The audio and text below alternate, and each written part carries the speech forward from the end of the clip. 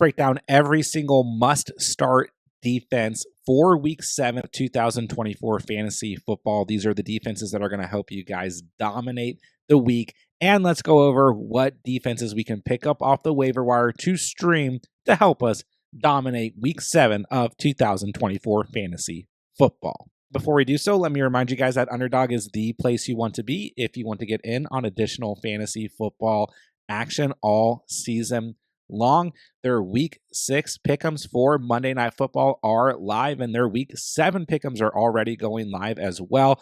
Underdog is giving all new users who sign up with promo code TheCatch a free Josh Allen over half of a total yard pick'em to use towards Monday night's action. And don't worry, if you guys watch this video later in the week, you're going to get a free pick'em for Thursday night football or for Sunday's slate of games. And on top of that, all new users who sign up with promo code TheCatch are going to receive a 50% deposit match up to $1,000 from Underdog. So that's a free pick'em to use towards Week 6 or 7's action, as well as up to $1,000 in bonus cash on Underdog when you sign up with promo code TheCatch. That link is down below. Quickly, we have two teams on bye week this week, starting with the Chicago Bears, who will be missed as they are coming off another double-digit fantasy performance. They should not necessarily be dropped as they're a top 5 defense in fantasy scoring. On the other hand, the Dallas Cowboys are also on bye week, and they're coming off of a 0-point fantasy performance, which surprisingly is not their worst fantasy performance so far on the season, as they had -1 points in Week 3, but no concerns with the Cowboys on bye week. However, we do have a few matchups this week that make things a little bit tricky. I think I have some good options in terms of streaming defenses and definitely some must-starts for the week, but we still have the Giants, who've been pretty good for majority of the season. Hosting the Eagles, not going to make for a great matchup, I don't think, for that Giants defense. We have the Chiefs at the Niners, so two viable weekly starters who I don't think are startable this week. Then we have the Jets and the Steelers, also two viable weekly starters. Let's get into it. Let's break things down, and let's go over what defenses you must start this week and one or two streaming options here in Week 7. All right, first and foremost, let's start with the New Orleans Saints, who are going to face the Denver Broncos at home. The Saints gave up 45 points in Week 6 against the Buccaneers. 45 points. They still had 10 fantasy points. So now on the season, they have 1, 2, 3 double-digit fantasy performances, 8 or more fantasy points in 4 out of 6 matchups on the season. They still had 1 sack, 1 forced fumble, and 3 interceptions last week.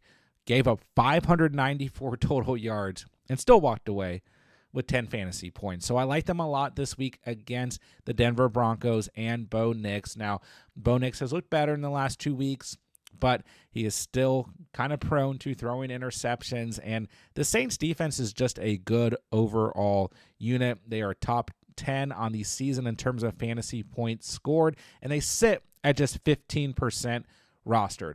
Also, this is a Thursday night matchup. I hate Thursday night matchups for fantasy football, but for the most part, we tend to get a little bit of tighter games. This past week, not the best example with the Niners and the Seahawks.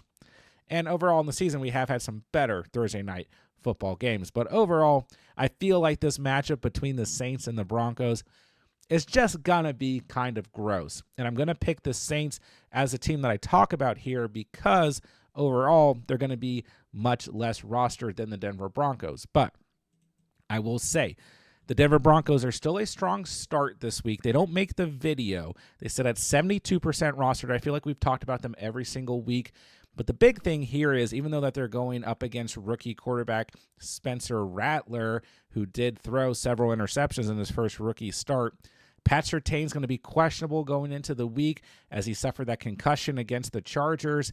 And I don't know if he's going to play. If he doesn't play, well then I don't know exactly how I feel about the Broncos. Now, Chris Olave is banged up for the Saints. If Pat Surtain plays and it's just Rashid Shaheed out there as a wide receiver 1, I mean, the Broncos are going to be a must-start defense. I think that goes without saying. But like I said, we've talked about them nearly every single week. They're very highly rostered overall, so I don't want to break them down for you guys. But if they're out there and available, I still think they're going to be a strong start. The other hand, on the season so far, the Saints have 14 sacks, 6 forced fumbles, 2 fumble recoveries, 7 interceptions, and overall are a top 10 scoring defense in fantasy football.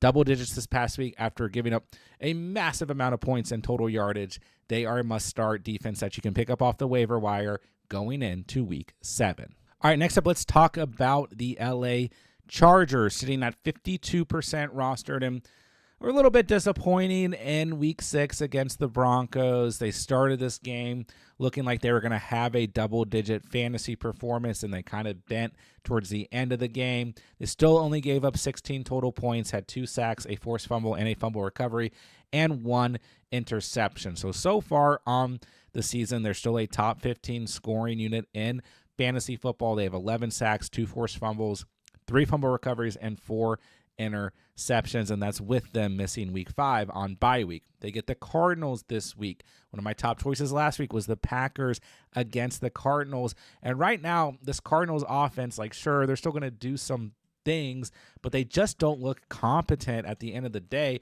and Kyler Murray has had a turnover in each of the last 2 games. He's a turnover in 3 out of the last 4 games and a turnover in 4 out of 6 games so far on the season.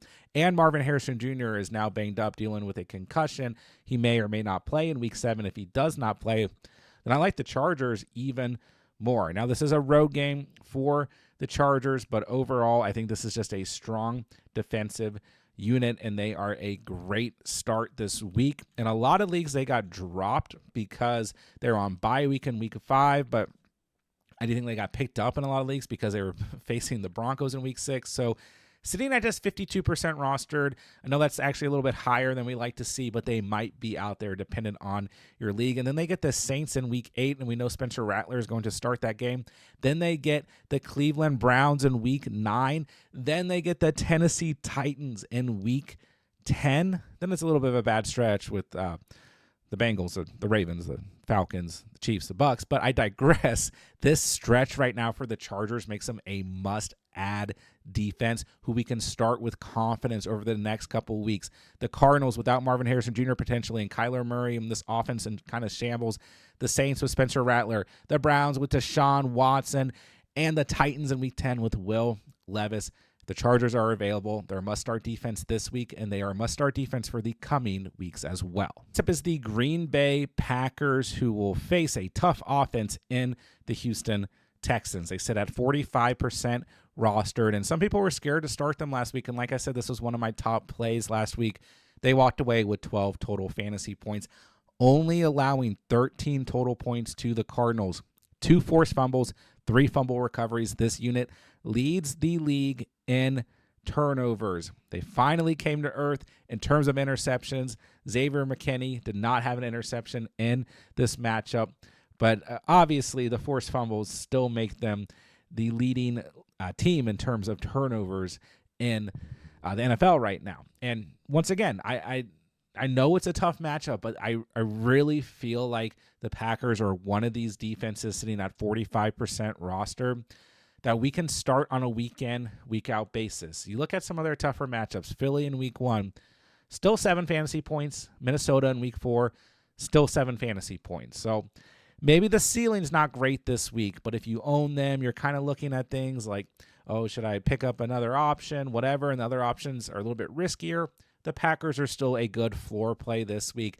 And in week 8, they get the Jacksonville Jaguars, a team that we're trying to stream defensive units against. So did see Jair Alexander return this past week. Didn't have a crazy impact in his first game back outside of the fumble recovery, but he should continue to help this secondary even more.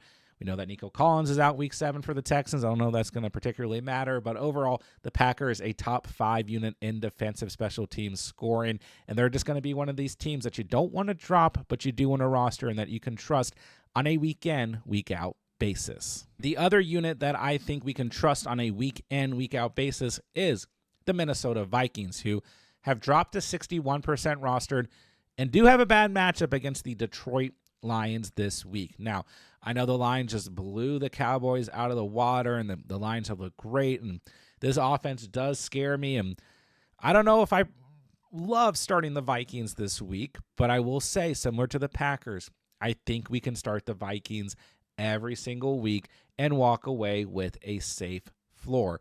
Even in week 4, when they gave up 465 total yards and 29 points to the Packers, they still gave you 9 fantasy points. And so far on the season, they have double digits in every single matchup, and that includes a week 2 matchup against the Niners and a week 3 matchup against the Texans. So far on the season, 20 sacks. Going into week 6, they were leading the league in sacks. I don't think that has changed even with them on bye week, but fact check that. I don't know if that's 100% true. They have 3 forced fumbles, 2 fumble recoveries, 11 interceptions, and 2 defensive scores on the season. So, similar to the Packers, if you're in a position where you held on to the Vikings, there's other options out there that are a little bit riskier that maybe you're thinking about going with because the Vikings play the Lions. I say just stick with the Vikings. And they're not really a defense we want to drop. They get the Rams in week 8, the Colts in week 9, the Jaguars in week 10, the Titans in week 11, the Bears, who look much, much better, in week 12, and the Cardinals in week 13. This stretch for the Vikings is incredible. The Vikings and the Chargers right now are the 2 defenses outside of maybe some of those top ones that are really, really difficult to roster right now. But overall, these might be the 2 defenses that I want to have right now because these upcoming stretches are so strong. So it's a tough matchup here in week 7 for the Vikings, but man, you guys got to hold on to them. I did not want you guys dropping them going into the week 6 bye. I know it hurts to roster 2 defenses. I'm in a league where I only have 4 bench spots, and it's a super flex format. I still held the Vikings, and fortunately I picked up the Chargers in that league as well. But overall, the Vikings, I still think a good floor. If you don't want to start them against the Lions, sure, I don't blame you, but this is a home game for the Vikings. I think they come away with a good floor, and overall, we just can't drop them. Best defense in the league right now. They're going to get the Rams, the Colts, the Jags, the Titans, the Bears, the Cardinals. This stretch is going to be amazing for fantasy owners who own the Vikings, so I still think they are a solid start in week 7 and just way too good to drop for now. All right, next up is going to be the Buffalo Bills, who will face the Tennessee Titans at home. Now, I have to record these videos on Sunday night, so obviously Monday Night Football has not been played, so I don't know if the Bills got torched by the Jets or whatever, but I'm expecting that game to be kind of gross and kind of defensive. Either way, they've averaged 9 fantasy points per game so far on the season. They have 2 double-digit performances so far on the season, 13 sacks, 5 forced fumbles, 4 fumble recoveries, 5 picks, and a defensive touchdown. And I think this one's pretty simple. They do sit at 46% rostered, so a little bit higher rostered overall. Going into week 6 of the season, they were a top 10 defensive teams unit in terms of fantasy scoring. And they will face Will Levis here in week 7. And yes, we want to try and stream against Will Levis for the most part. An interception for Levis in week 6 against the Colts. He has a turnover in every single game on the season so far. As a matter of fact, he has 2 or more turnovers in 3 out of 5 games on the season so far. The Titans had a week 5 bye week. He has 3 or more turnovers in 2 out of 5 starts so far on the season. So, yes, I mean, maybe we get an announcement that Mason Rudolph's starting. I don't think that's going to happen. Looks like they're sticking with Will Levis. This is just way too good of an opportunity. Even if the Bills play bad against the Jets on Monday Night Football, we want to stream against Will Levis. He's turning the football over at a ridiculous rate. He has 4 passing touchdowns to 6 interceptions, 3 fumbles, 3 lost fumbles on the season. His turnover ratio to touchdown ratio is awful. The Bills are out there and available. Even if they play poor on Monday night, I think that's a good thing potentially because that means they're going to get dropped more likely, potentially. You can pick them up and stream them against the Titans and Will Levis in week 7. All right, let's move into 2 streaming options for you guys. I realize that a lot of the options in today's videos were a little bit higher rostered, so dug a little bit deeper here. And let's talk about the New England Patriots, who are going to travel to London to square off against the Jacksonville Jaguars. They sit at just 6% rostered. They had 0 fantasy points. Okay, 0 fantasy points in week 6. They gave up 41 total points, 368 total passing yards. They have struggled in terms of turnovers on the season with 3 forced fumbles, a fumble recovery, 2 interceptions, and just 12 sacks. So I always kind of include one defense that I don't really trust because you never know when they're going to pop off. And the Jaguars have just been bad. There's no other way of putting it. They've been bad, and they find a way to score some points and get some garbage time points. the same time, Trevor Lawrence has an interception in 3 out of the last 4 games, and in the one game he did not throw an interception, he did have a fumble.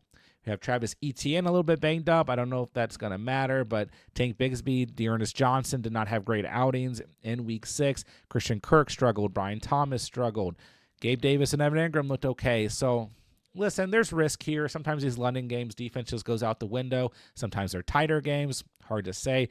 But what we do know is that the Jaguars on both sides of the football look like one of the most incompetent teams in the whole NFL. And Trevor Lawrence has been turning the football over at least once in every matchup in the last 4 games. So this one's risky. I don't love it, but they said it just 6% rostered. If you're in a tough spot, you're in a deeper league, there's at least some upside with starting the Patriots here in Week 7, but also plenty of risk. One more streaming option for you guys, that's going to be the Washington Commanders, who will host the Carolina Panthers this week. They said at just 14% roster. I don't think anyone expected them to have a good defensive day against the Baltimore Ravens and arguably the best offense in the league. They did have 14 points against Cleveland in Week 5, 9 points against Arizona in Week 4, and they're very lowly rostered at 14%. 15 sacks on the year, 4 forced fumbles, 3 fumble recoveries. Their secondary is still struggling. They have no interceptions on the year. They've given up quite a few total yards on the season at 1,640 total yards allowed. So there's a little bit of risk here with the Commanders, but I do like this matchup against Andy Dalton and the Carolina Panthers.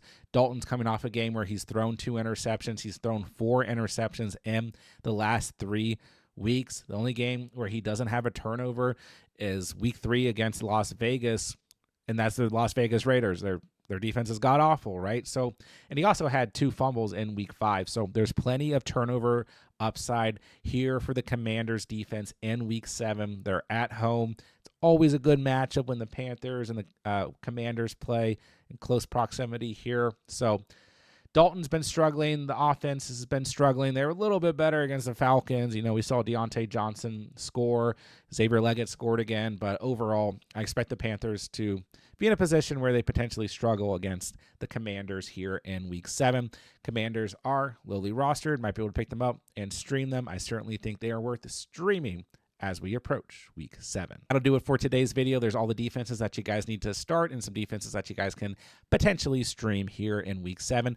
Don't forget, I'm answering all fantasy football questions in the comment section down below. If you guys need anything whatsoever as we approach Week 7, drop me a comment. I'll answer every single comment on this video before Thursday Night Football and before Sunday's slate of NFL games. And don't forget, guys, as the week goes on, we're going to have everything that you need here on the channel for Week 7 of 2024 fantasy football. Waiver wire additions, start sits at every single position for every single matchup, every single player. Players that are going to go nuclear, buy low targets, must start kickers, all kinds of content. Weekly fantasy Q&A streams, everything that you guys could need to bring home a dub in Week 7. So make sure you guys are subscribed so that you don't miss out on any of the content. And with that, I'll say thank you guys so much for watching and or listening. And remember, you saw it here on The Catch.